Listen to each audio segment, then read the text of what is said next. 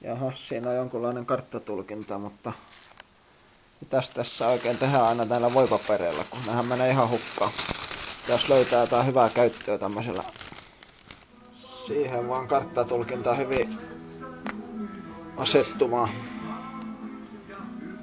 Siihen sitten vaan koitetaan peittää morenit ja harjut tommosella pannukakkutaikinalla. Tosta hienosti hyvin näyttää menevä. Siinä on vielä vähän lehtimettää ja taitaa olla hiasua ja mikäs moreni se tuonne mahtoi olla.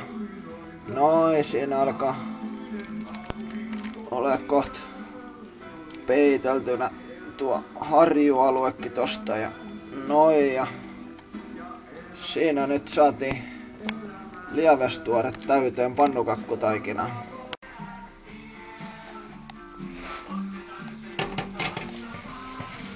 Jaha, siellä on geomorfologinen tulkinta nyt uunissa.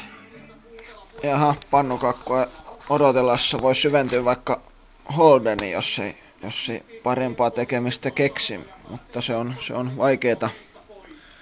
Tässähän noikin käppyrät on. No, ehtiihän noita sitten. Kun täältä tulee sentään kuitenkin lätkääkin. Jaha, siinä se sitten on karttatulkinta ja pannukakku samassa. Mahtaako näistä merkeistä saada vielä uunin jälkeen selvää? Yllättävänkin hyvin vielä harjut ja moreenit on paikallaan lievestuoreella. Koitetaan irrottaa karttatulkinta pannukakusta taas vähän lähteeksi. Vähän on tiukas.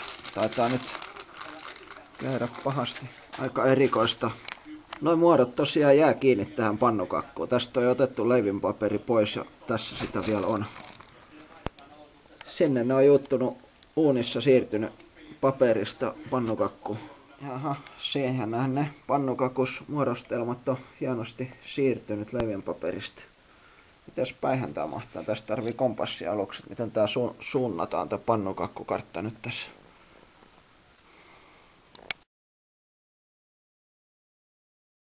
Jaha, siinä se on iltapala. Kahvia ja pannukakkukartta. Ennen syömistä voi vielä tehdä pieniä tarkennuksia kartanpalasille. Siinä tuli yhtäkkiä vaikka tommonen jääkausi.